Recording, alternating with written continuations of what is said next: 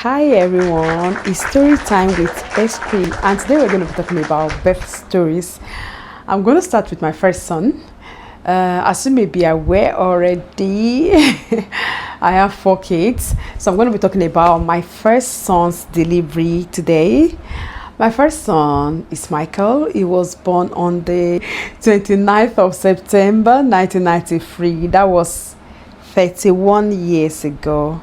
So I had my first son when I was 21, and that was 31 years ago. So about the pregnancy, the pregnancy was good. When I see stories on social media about how pregnancies change people, I count myself to be lucky because my son's pregnancy, or my children's pregnancy generally, didn't change me like that. With my first son, I was 21 and I still wanted to look 21, so I was still dressing up, wearing I think I actually refused to wear maternity dress for a long while. Back in the day, we didn't have all these mobile phones then, so there were no pictures and all that to record the pregnancies and all that. So, but yeah, the pregnancy was good. I wore heels throughout my pregnancy. I'm not advising you to do the same. I'm just telling you my story. Yes, so I wore heels throughout my pregnancy. I had nausea for 3 to 5 months, and after that I was good. And I had cravings. I remember that I would eat gala repeatedly. I would eat snail, so those were my cravings then. And I remember because we were living in Ibadan, Oyo State, Nigeria. My mom, God rest her soul, she was concerned that my tummy was so big. And when we went to the clinic, that was Alafia clinic then in Adamasingba. Those of us that knows Ibadan very well, maybe we remember Alafia clinic. So I was registered there, and the doctor was like, the doctor was telling my mom that, I'm afraid we might have to do a cesarean section on her because the baby was too big, and my pelvic was small because I was very tiny. I was very petite. So and my mom got worried. My mom was an evangelist, prayer warrior, and she was like, no, they're not going to operate my daughter, So we're just praying and praying. My mom was not like, then we were attending Christ Apostolic Church, Adamasingba. For those of us who know Ibadan very well, it's still there. So my mom was she was the leader of the Good Women Choir at the church. And I can't remember the name at the church, we had maternity home in the middle floor then. The church was on the ground floor. The children's department was on the ground floor. The maternity section was on the middle floor, and we had the main church on the upmost floor. So my mom was like, I've prayed together with the pastor. They said you should come and have the baby delivered at the church maternity home. And I was mommy's girl, and I was like, I trusted her. And my mom now told the clinic, I'm not asking you to do this anymore. So my mom now told the clinic that, okay, I wouldn't be having my baby there, even though I had all my antenatal and everything, scan and all that there. So I had the delivery at the church maternity home. And let me now tell you about the labor. So this is what this gist is all about. So on this fateful day, I can't remember what day of the week it was. Now if I check my calendar, I will remember. So usually I prep my food. I've always been very, very diet conscious since I was young. I'm still young. I've always been diet conscious. I don't want to grow too big and all that, so I always prep my food. So I remember then I was making moi stew and all that, so I was prepping my food to keep in the fridge, and coupled with the fact that I knew that my EDD was around the corner, so I was prepping the food. I went to the market to buy food stuff and all that. I can't remember the name of the market. I went to the market.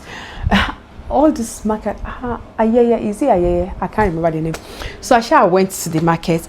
From the market, I started having this pain. I was like, what is this? Maybe this sharp pain. Anyway, I did my shopping. I went home. Then I started making more money. And you understand, as I was sitting in the kitchen, I was just like, what is this pain like this? So I called my mom. I was like, did I call my mom? There was no mobile then. I think my mom popped in to see me, and I was telling her like, I'm having this pain, and she was like, if you're having the pain like that, I should go to the church maternity home. I should go and see the agbebi. They call them agbebi. That is the midwives at the church. I said, don't worry, Jerry, that it's just this small pain that I need to cook. I need to finish all my cooking and do all my housework. So I was just busy doing my cooking. So I was doing the cooking. I was just so when it got to the evening, I also came back from work, and actually I'm feeling this pain. I was like, should we go to the church? I said, no, we're not going to the church. As me, I will now go and sit at church. Now stay there. I said, I'm not doing that though. I'm fine. So that's how I did all my cooking. And I think in the evening, I saw this child that they call it Braxton Hick or something like that. I can't remember. I was saying Braxton. Oh no, I thought it was Braxton Hicks. That was like the contractions that you have, but I'm pregnant, but the delivery was not yet due. So that's what I was thinking. I was like, it's one of those things, Jerry. So in the evening, we went to bed around 9 p.m. I was still feeling the pain small. I said, I'm going to sleep. If this, because I've read much about childbirth, I was like, if this contraction don't catch me well, I'm not going anywhere. Because I was not ready to sleep in anybody's bed. I didn't want to sleep in the hospital bed. I'm so finicky about things like that. I don't like, I can't sleep in somebody's bed. I can't use somebody's cup and all that. My family will tell me that I have an OCD. God help me. So yeah, so when it got to about 9, we went to bed, slept. I slept. I was still feel that pain. I was just by tomorrow. Maybe by tomorrow. I slept though anyway. At 12 midnight, about 12 midnight, 1 a.m. And you know, then in 1993, we were no mobile. There was no mobile phone, and it was Ibadan. At night, vehicles were not moving. There's no transport in the middle of the night. Hey, this contraction now showed me paper like. So 12:01, the contraction started. I woke up. I couldn't sleep again. I sat like this. My husband, he didn't know I was in labor. He was sleeping, and I didn't want to wake him. I just didn't want to. I don't like to use my own to bother people. Do you get? So I'm like, let him sleep. So I just in labor. It was 1:50, 1:30. I was just looking at the clock like this. God, when will it be 5 a.m.? Oh, that will be able to go to the hospital. Because there was no way I could get to the hospital. I didn't even know what to do, and I didn't want to wake my husband, because if I woke him, he would be like, did that not say we should go to the maternity home, and you said you were not going? Anyway, so that's why I just managed to. The contractions now becoming much and much and more. I think about 3:30 or 4 a.m. You understand, when I was saying, So my husband then now woke up, and he was like, what's wrong? Are you in labor? I said, yes. He said, you're in labor, and you kept quiet like this for a first timer. Even more you like it go. like he said that Yoruba, which means that I'm stubborn. I'm like, I don't want to bother you now. You understand? It's not as if I wake you up now, you help me and carry part of the pain now. So I was just like, hey, God help me. Meanwhile, my mom, God rest her soul, she had been prepping me before the labor, like, this is your firstborn. People don't cry, because if you cry like this, all the children that you'll be having like this, you'll be crying.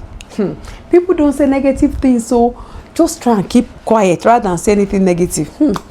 So as the labor was catching me like this, I was like, I said, Jesus, Jesus, you know. I was just like that till 4:30. Around 4:30, my husband couldn't sleep again, and it was just like, we were just looking at time. Hey, when we transport start, so we shall left to about 6. About 6 a.m. thereabouts. So we took the taxi. We went to the church. On getting to the church, the midwife was there, and she was just like, okay, she laid me on the maternity bed. It was a big, I don't know whether whether they still do that these days. So, but in fact, well-equipped church and, well-trained midwives, that they will be, speaking in tongues as they are, taking the labor and all that. At least know that you are in God's hands. you know. So and meanwhile I had that fear that my baby was too big, kinikon. My baby was weighing I think 4 point something, and I was very tiny. So anyway, so I got to the church, and when the one I said let her test me, she tested me like this, she was like, the baby is almost here, kinikon, you are 70 something centimeter dilated and you're just coming. Hey, kinikon. She was like, okay, that it's still remaining small, that the baby is not coming yet. And I think I got to the church around 7:30. So it's like, okay, you still got a couple of hours to work. I was just walking up and down. So she already sent somebody to go and call my mom that was at the maternity home. You know, I will enter transport now, go come back. So the shower, my mom arrived and everybody was praying, hey, Father, in the name of Jesus and all that. So I was just walking up and down till about 9:30, there about to 10. Then the labor now became very tough. Now it was not coming like every minute, and you know, they took me in, and yeah, and I went in and I had my baby. You know, no complications, thanks to God.